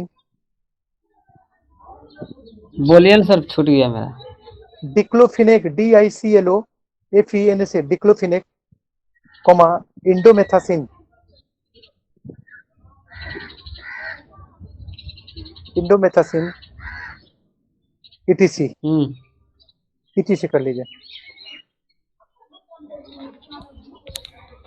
अब हेडिंग देखना है पैरासीटामोल,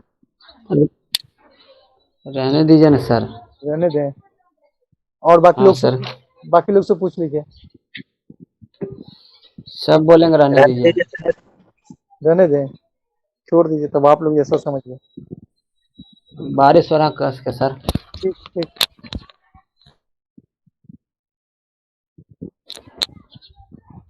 हेलो।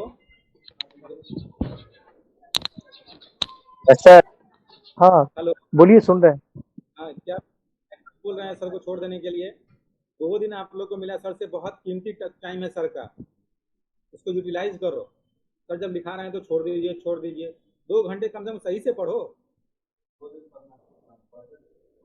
हाँ, पर डे आपकी क्लास नहीं होगी। सर से बहुत रिक्वेस्ट करके 2 दिन क्लास अरेंज किए हैं आपका।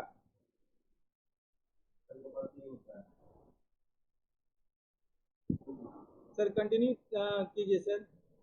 अच्छा ठीक सर, ठीक। जी सर। हेडिंग दीजिए paracetamol.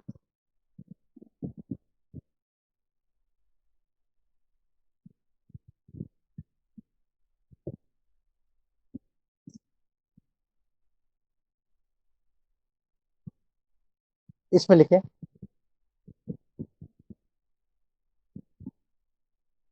The composition of paracetamol is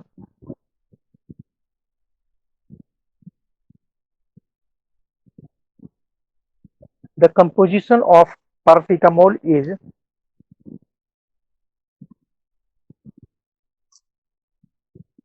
acetaminophen is acetaminophen.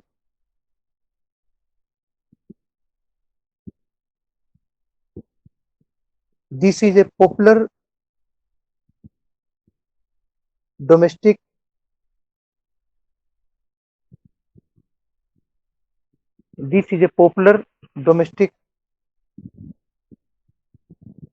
analgesic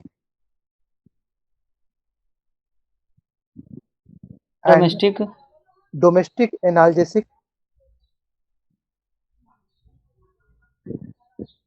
and antipyretic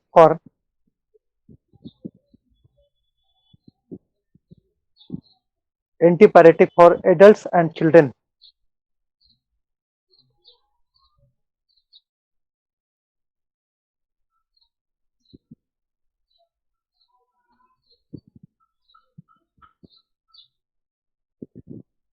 Mode of action इसका लिखें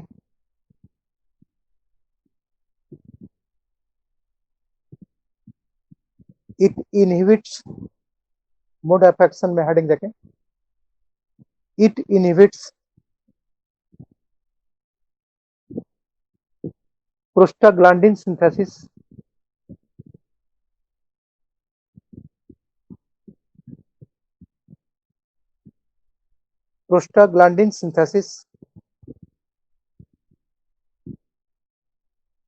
in the brain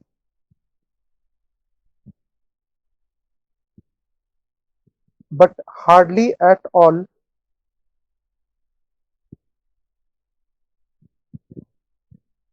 hardly hardly hardly HARDLY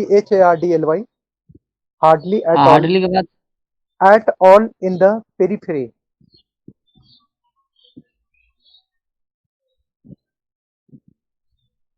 It is effective in sir apple in the apple नहीं लिखा, at all in the at हाँ, all in the और peri 80 80 at हाँ sir बोलिए ना। on the in the periphery, full stop देके लिखना है। It is effective in mild to moderate. It is effective in mild to moderate pain, pain, हाँ, such as that of such as headache, body ache, such as के बाद sir such as headache, comma body ache, comma body body ache, BODYACHA, body ache में पूरे देह हाथ में दर्द, body ache और dysmenorrhea,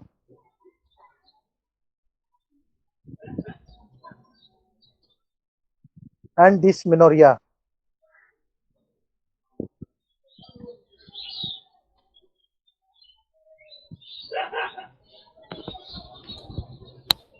अब हेडिंग देना फार्मेकोकाइनेटिक्स। क्या सर? फार्मेकोकाइनेटिक्स, PHARMA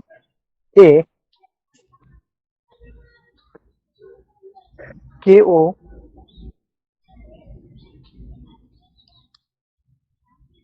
टेक्स्ट कीजिए ना सर।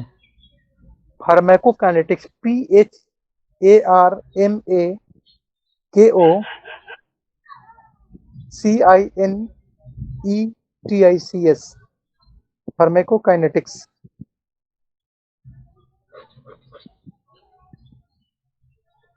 इसमें लिखें the T half of paracetamol is, क्या सर? The T half of paracetamol is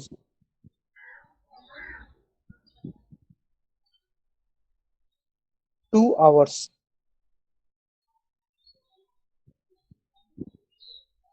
comma, will absorb from the alimentary tract,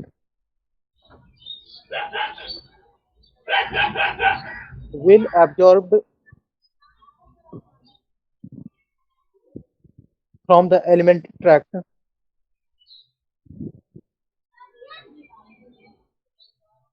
and is inactivated sir well absorb from the alimentary tract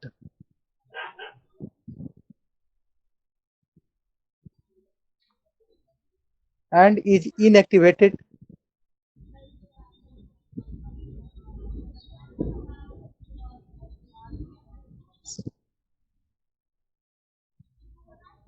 and is inactivated in the liver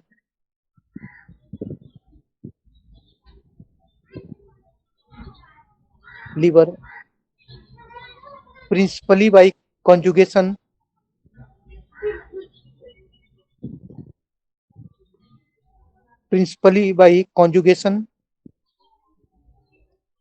as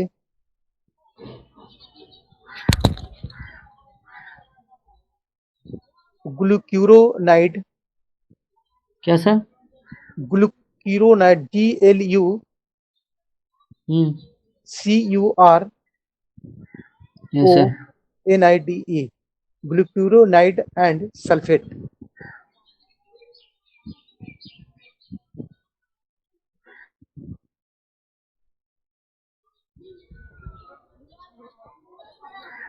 आगे लिखे overdose of paracetamol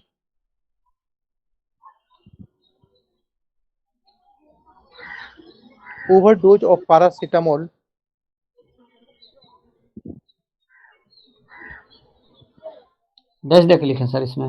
नहीं continue. Overdose of paracetamol में causing hepatic necrosis,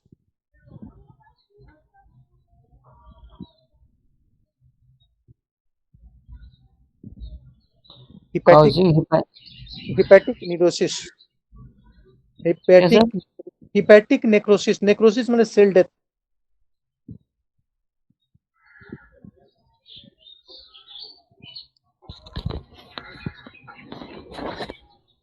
अब dose में लिखे, dose and durations, heading देना है dose and durations.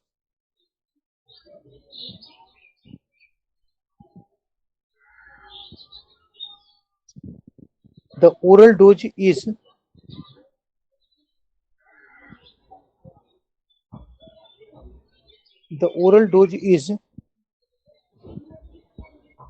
0.5 to 1 gram,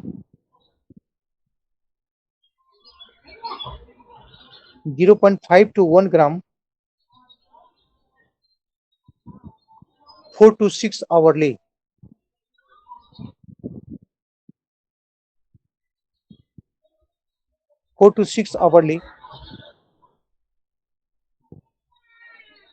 To a maximum dose of 4 gram in a day. To a maximum dose of 4 gram in a day.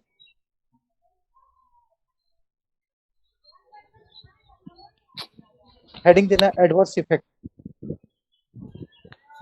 क्या sir? अब heading देना है adverse effect.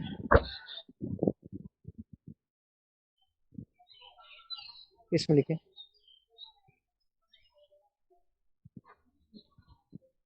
there are few adverse effects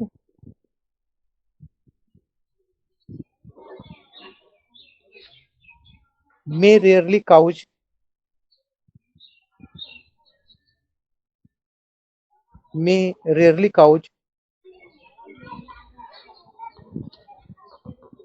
skin rashes and allergy. Skin sir? Skin rashes, RASHES, and allergy.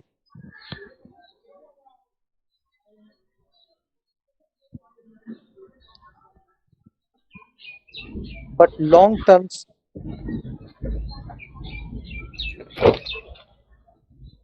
इसी में but long term daily use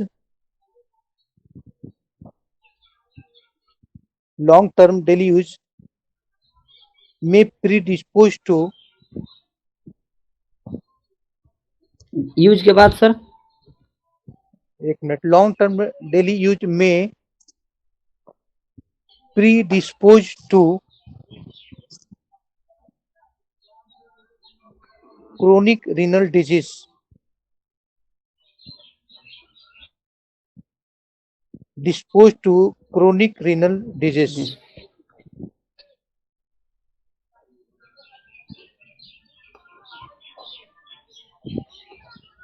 paragraph change. Overdose of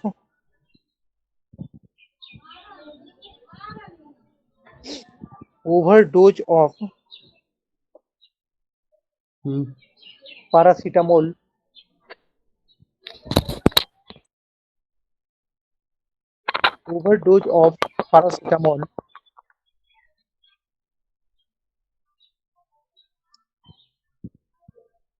may cause acute renal tubular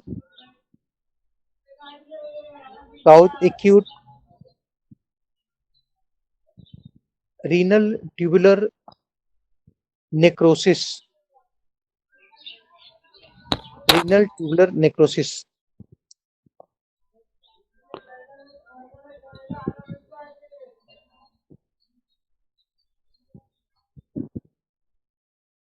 And may cause clinical signs like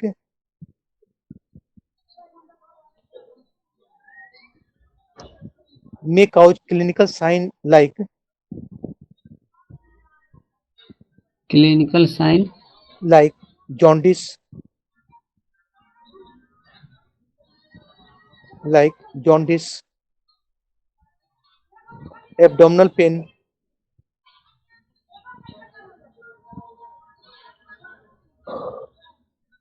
hepatic tenderness,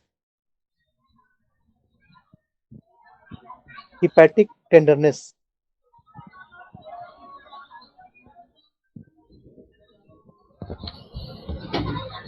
sometimes liver failure, liver, failure may also be seen. Liver failure may also be seen.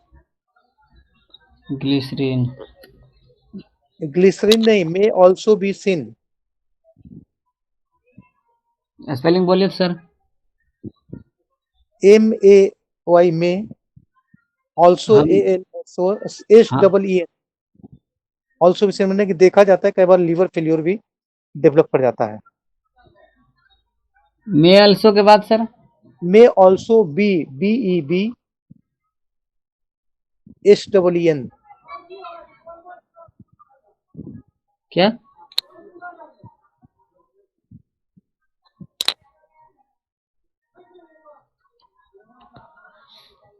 Paracetamol तो खत्म हो गया। एक दूसरा drugs है fenamic acid derivative, heading देना है fenamic acid derivative.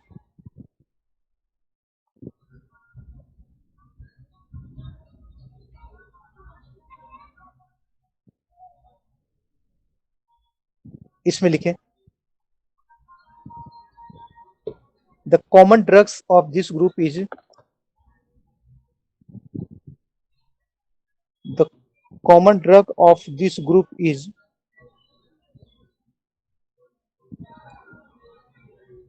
Mefenamic acid, is mefenamic acid.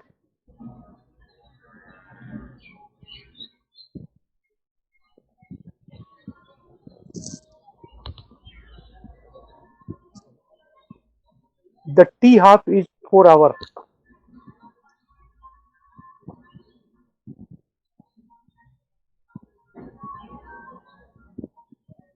The T half is 4 hour.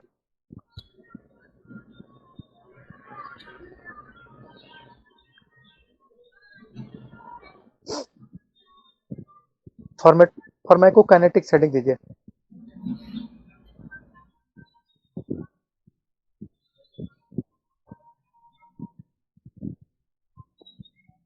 Pharmacokinetics में डाल देखें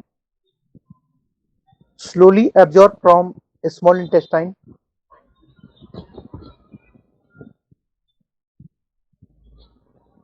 slowly absorbed from the small intestine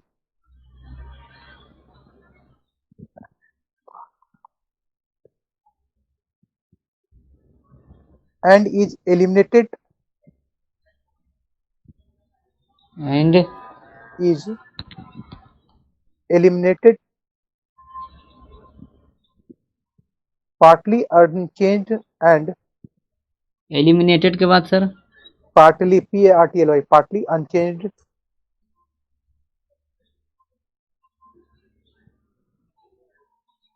and partly as metabolites, change के बाद change partly unchanged and partly and change के बाद partly as metabolites and partly as metabolites in the urine and feces.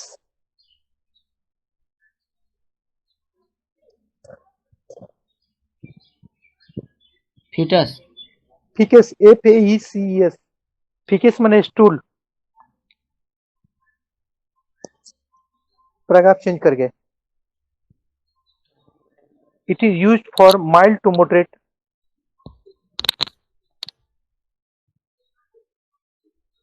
it is used for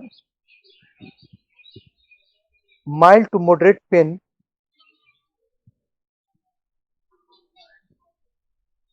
mild to moderate where inflammation is not marked, where inflammation is not marked.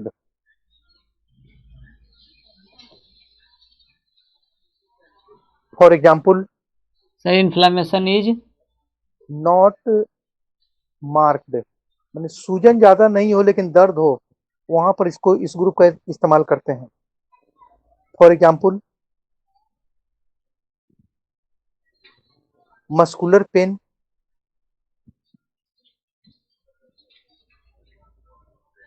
Dental pen,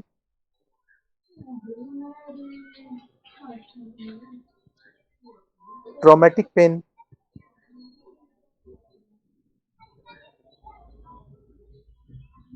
headache,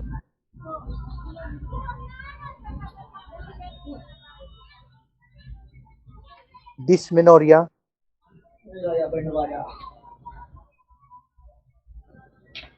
etc.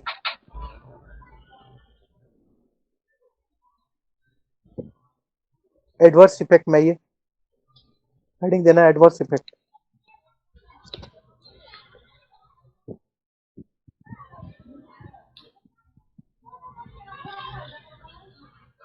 Hemolytic anaemia, haemolytic anaemia,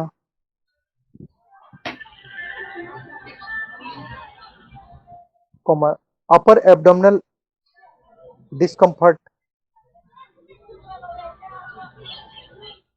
upper abdominal discomfort,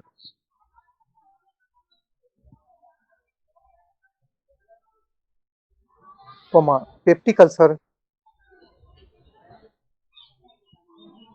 and diarrhea. Peptic ulcer and diarrhea.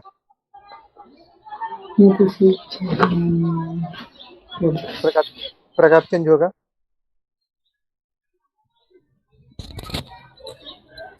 elderly patient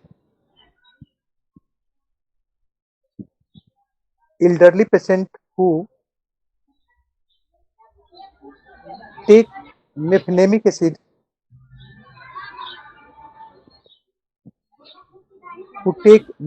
acid may develop non-oliguric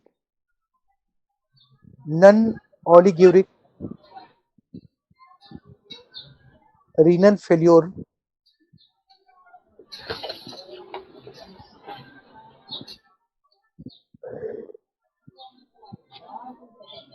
especially if they becomes dehydrated. Specially Especially if they become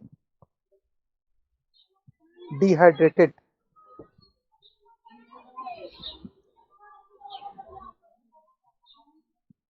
For example, diarrhea.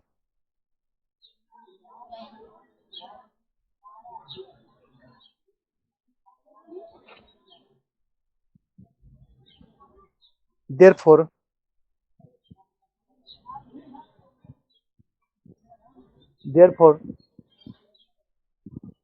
the drug should be avoided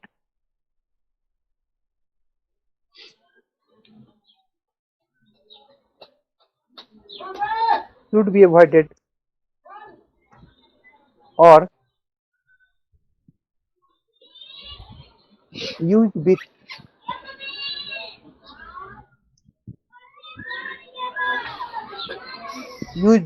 close supervision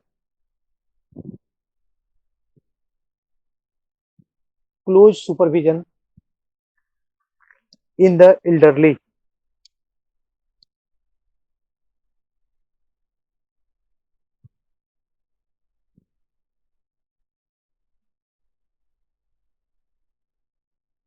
बस हो गया. इसमें मुख्य NSAID में 2 drugs और पढ़ना होता है. एक एस्प्रिन पढ़ना होता है, एक पैरासीटामोल होता है, एक आइबुप्रोफेन होता है. तो पैरासीटामोल तो बता चुके हैं, एक आइबुप्रोफेन और एस्प्रिन, ये दोनों जब नेक्स्ट क्लास जब लेंगे एनेस्थीसिया का, तो उस समय इसको खत्म कर देंगे. ये दोनों बहुत बड़ा है. तो दोनों नेक्स्ट क्लास के लिए हमारा ये रहेगा। फिर थर्सडे को मिलते हैं।